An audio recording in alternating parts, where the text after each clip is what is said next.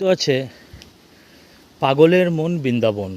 আজকে হঠাৎ দুপুরবেলা খাওয়া দাওয়ার পরে মনে হলো বেরিয়ে যাই কোথাও একটা।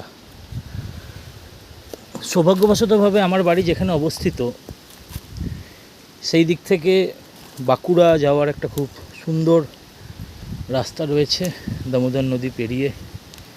প্রাকৃতিক নৈসর্গ, চারিদিকে সবুজের সমারোহ। সেই দিক থেকে আজকে এলাম বিহারীনাথ পাহাড়। সেই বিহারীনাথ পাহাড়ে পাশ দিয়ে বিহারীনাথ পাহাড়ের মন্দির, শিব মন্দির। আজকে সোমবার, দিনটাও আজকে শিবের। সেই মন্দিরের পাশ দিয়ে আজকে আমরা বলতে আমি বেসিক্যালি আমার এক বন্ধু অনেকক্ষণ আগেই যাত্রা ভঙ্গ দিয়েছে। আমি একাই বিহারীনাথ পাহাড়টা চূড়াটা ছুঁতে পারলাম না আর কি, কেন রাস্তাটা হারিয়ে ফেলেছি জানি না। এখানে সরকারের মাধ্যমে কিছু সিম্বল দেওয়া আছে, আমি সিম্বলটা অনেকটা 651 মিটার পর্যন্ত সিম্বলটা আমি পেয়েছি। তারপরে অলমোস্ট আরও 200 মিটার ওপরে উঠলাম, কিন্তু সেটার কোনো লিপিবদ্ধকরণ আমি খুঁজে পাইনি এখানে। ছোটোবেলা থেকেই পড়েছি চড়াই উতরাই, তো চড়াইয়ের থেকে উতরাইটা বরাবরই কঠিন। বিভিন্ন অভিযাত্রীদের রচনাবলীতে যেটা আমি দেখে এসেছিলাম বা শুনে এসেছিলাম তার থেকে অনেকটাই দুরূহ। তাই আপাতত নামছি। রাস্তাটা আপনারা দেখতে পাচ্ছেন খুবই দুর্গম, এবং একজন আনাকড়া বা আপনি বলতে পারেন নবাগত, তাদের পক্ষে এই রাস্তা অতিক্রম করে যাওয়াটা একটা দুর্বিষহ লক্ষ্য বলতে পারেন। লক্ষ্য জীবনে মানে মধ্যবিত্ত মানুষ তো, লক্ষ্যটাও ওই আপনার মাসকাবাড়ির বাজেটের মতো অনেকটা, বুঝলেন তো। 250 গ্রাম কাজু বাদাম বা আপনার 100 গ্রামের ঘিয়ের শিশি, অনেকটা সেই ধরনেরই একটা চ্যালেঞ্জ। আসলে অত্যাধিক ইংরেজি ভাষার চর্চায় নিজেদের মাতৃভাষার অনেক শব্দই যে কখনো বিলুপ্তপ্রায় হয়েছে, এই কখনো অনর্গল বাংলায় কথা বললে বোঝা যায়। আপনারা দেখতে পাচ্ছেন খুব ধীর গতিতেই নামতে হচ্ছে, কেননা কোনো ট্রেকিং ইকুইপমেন্টসের সাহায্য ছাড়া এই ধরনের চড়াই উতরাই মানে একটা কঠিন ব্যাপার। কিন্তু ওই যে মধ্যবিত্ত একটা বলয়ে আবদ্ধ মানুষের সাংসারিক জীবনে এই ধরনের ছোট ছোট রোমাঞ্চ যে কতটা ছাপ ফেলতে পারে, সেটা আপনারা কেউ যদি এই রকম ছোট ছোট রোমাঞ্চ খুঁজে নেন তারাই বুঝতে পারবেন। তাছাড়া আপনাদের পক্ষে এটা বোঝা একটু মুশকিল। রাস্তা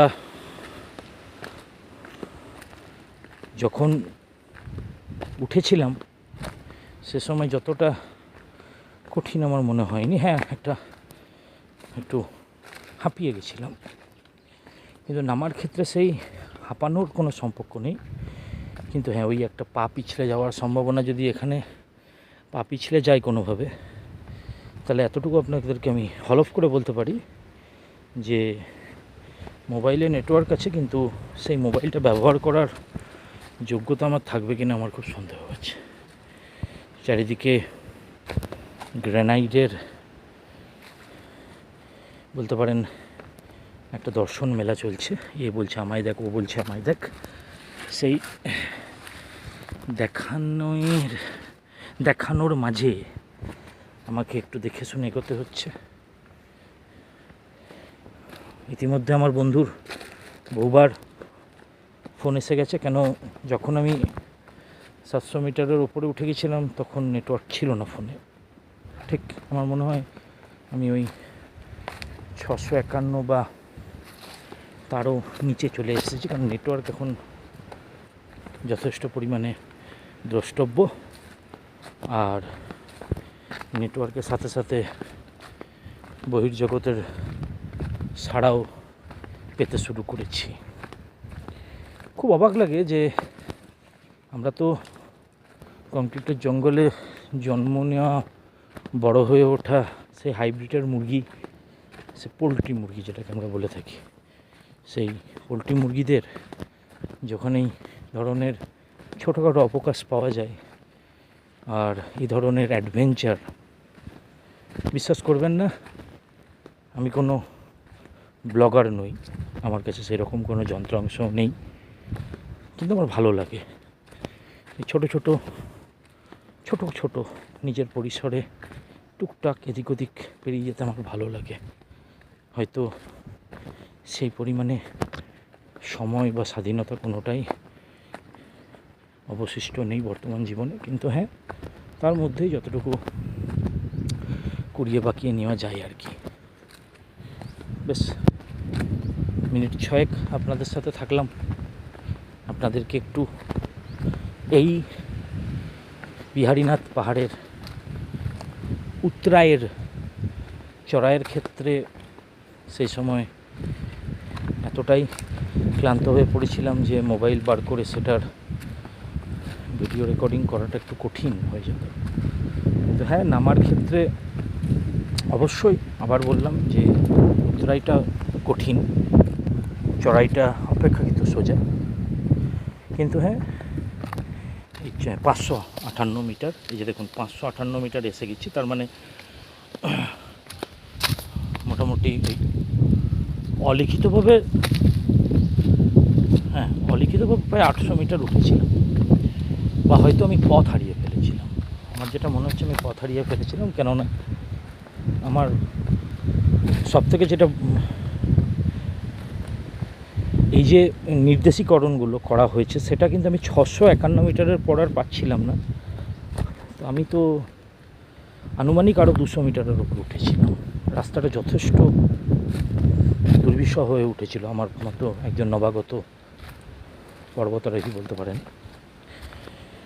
কিন্তু হ্যাঁ, খুব সুন্দর একটা অভিজ্ঞতা আজকে আমি এই স্বল্প পরিসরে অর্জন করলাম। ফেরার পথে মন্দির দর্শন করে আমি দামোদর নদীতে এক ডুব দিয়ে বাড়ি ফিরব।